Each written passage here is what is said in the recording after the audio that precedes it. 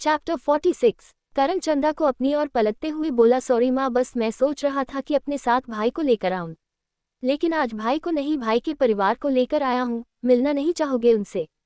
इतना कहकर वह अपने पीछे खड़े विवान, कियारा और निया की ओर इशारा करता है। वह तीनों ही उन्हें हाथ जोड़कर प्रणाम करते हैं। अब आगे चंदा भी तीनों को पलटकर एक प्यारी सी स्माइल दे अपना आशीर्वाद देते हैं। करण चंदा को इंटरव्यू उनसे इंट्रोड्यूस करवाते हुए कहता है, यह विवान है माँ, स्वयं भाई का छोटा भाई। ये है निया, इसकी पत्नी, और यह है कियारा, उनकी बहन। चंदा इन सभी को फिर लिविंग एरिया की ओर लगे सोफे पर बिठाकर एक सर्वेंट को आवाज लगाते हुए बुलाती है। फिर इन तीनों से पूछती हैं, तुम लोग चाय कॉफी क्या लोगे, या वह शहर में क्या पीते हैं, ग्रीन टी लेना पसंद करोगे? हमें कुछ नहीं चाहिए, आपकी हवेली बहुत सुंदर है, क्या मैं इसे देख सकती हूँ? कियारा एक्साइटेड थी इस हवेली को देख, किसी फिल्म के सेट की तरह खूबसूरत थी। चंदा प्यारी सी मुस्कान लिए बोली, हाँ हाँ क्यों नहीं। चंदा एक सर्वेंट की ओर इशारा करते हुए कहते हैं, जाओ बच्ची को हवेली दिखा दो। तभी करण बोला, मैं हूं ना, मैं दिखाता हूँ।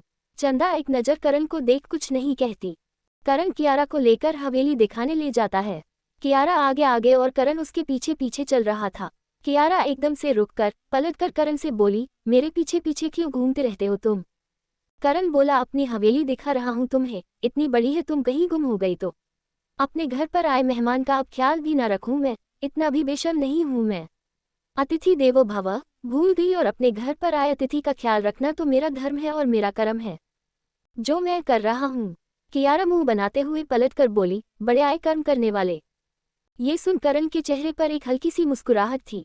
कहीं ना कहीं उसके दिल में करण के लिए फीलिंग्स डेवलप हो रही थी जिनसे वो अनजान थी। करण कियारा को एक रूम में ले जाकर बोला, ये है मेरा कमरा। कियारा बोले, फिर मुझे क्यों दिखा रहे हो? मुझे तुम्हारे कमरे से कोई मतलब नहीं, और इतना बोल जाने लगती है। करण उसका हाथ पकड़ अपने करीब खींच लेता है। कियारा जाकर सीधे उनके सीने से जा लगी। दोनों एक दूसरे की आंखों में देख रहे थे। करण कियारा के करीब आ उसके कान में धीरे से कहता है, तुम चाहो तो ये हमारा भी हो सकता है, चाहोगी क्या? करण की बात सुन कियारा उसे हैरानी से देख रही थी। वह करण को धक्का दे उसे रूम से निकल जाती है और करण वही बेड पर लेट सीलिंग की ओर देखते हुए अपने दिल पर हाथ रख बोला, यार यह अब काबू में नहीं रहा, वह तो चुरा ले गई। कमरे के बाहर कियारा बेचैनी से खड़ी गहरी गहरी सांस ले रही थी। उसे समझ नहीं आ रहा था उसके साथ हो रहा है। उसकी धड़कन में तेजी से रफ्तार बढ़ी हुई थी। उसका करण का यूं करीब आना कहीं ना कहीं इफेक्ट कर रहा था, लेकिन वह अपनी फीलिंग से अनजान थी।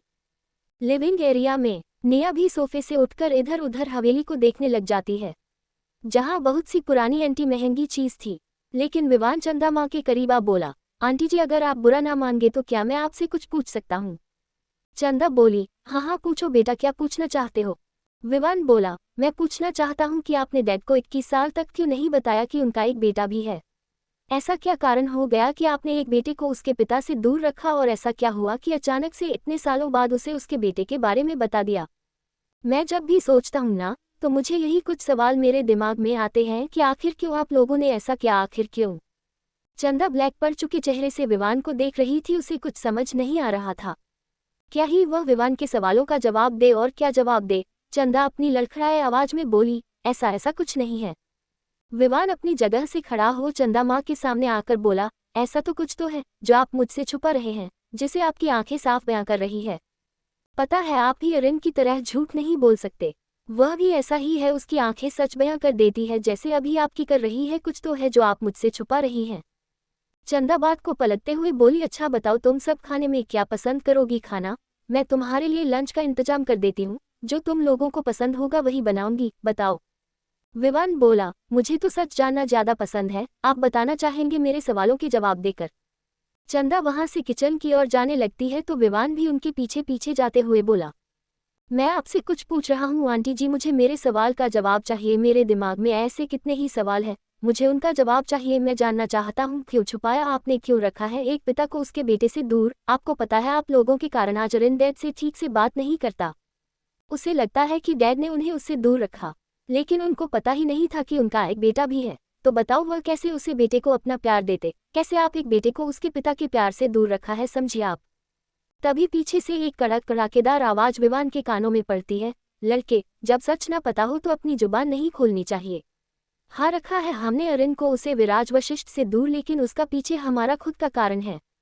जब तुम्हें सब पता ही नहीं है तुम कैसे बोल सकते हैं कुछ भी। विवान पलटकर रणधीर चौधरी की ओर उनकी आंखों में आंखें डालते हुए बोला, सच ही तो जानना चाहता हूं मैं, वही सच जो आप सब छुपा रहे हैं, वही कारण जो आप लोग बताना नहीं चाहते। आखिर क्यों एक पिता को उसके बेटे से दूर रखा? आपने इतना दूर रख लिया कि उन बाप बेटे के बीच में कड़वाहट है, प्यार नहीं, जिसका कारण तो मैं इस हवेली के लोगों को ही मानता हूँ। उन्होंने 7 साल पहले बताया कि उनका कोई बेटा है। वह डैड को आप लोग 28 साल पहले भी बता सकते थे कि उनका कोई बेटा है। जवाब दीजिए ना मेरे सवालों का, वही तो जानने में यहाँ आया हूँ।